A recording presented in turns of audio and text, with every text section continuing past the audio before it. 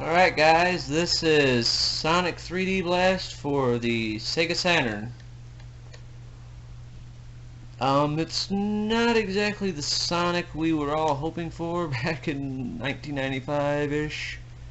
You know, you get Super Mario 64 for the Nintendo 64, his first jump to the 3D platforming, and it was absolutely incredible.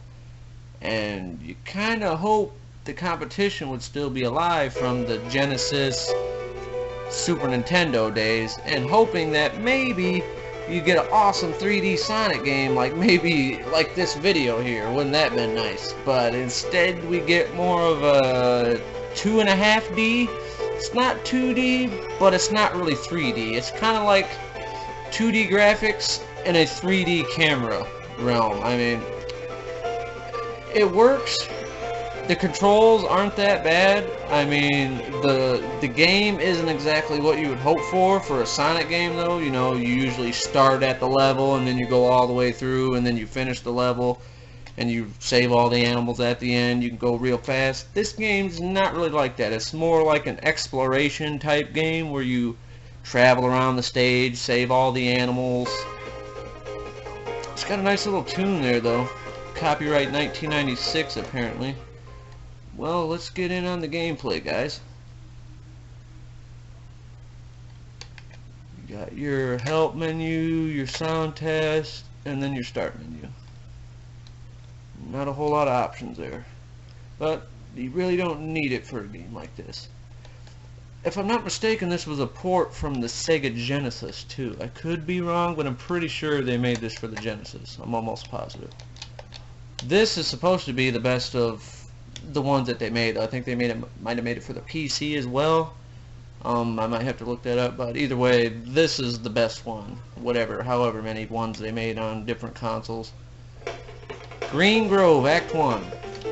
As you can see, the platforming is 2.5D. I mean, Sonic's got a full 3D animation, but I mean, it's not what you would hope for 3D.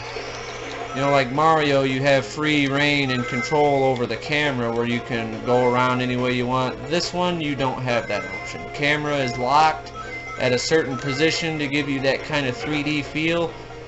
And I guess the biggest problem with the game overall is just the way it goes about. You just have to go around killing enemies and rescuing the animals, and then after you get the animals, then you put them in the little thingy, the little ring, and it rescues them, and then once you've gathered up all the little critters, then it's over with. So I mean, it works. It's a pretty good game. It's not no Mario 64 that you would hope for the jump to 3D, but you know, if you're a Sonic fan, definitely it's worth getting. It's a classic and it's functional. I mean, it's a very playable game. Sorry about that, guys. I have to invest in a good camera, and when I do, these videos will be getting a lot better. But I missed my record time here, so I'm gonna have to give a part 2, which seems a little cheap, I know, 2 videos for the one game review, but what can you do? Hopefully my charming personality will get you to watch the second video. But I'll definitely be doing some more reviews. I'm really in a Sega Genesis, Sega Saturn mood today, so I think I'm probably going to be playing some Need for Speed with the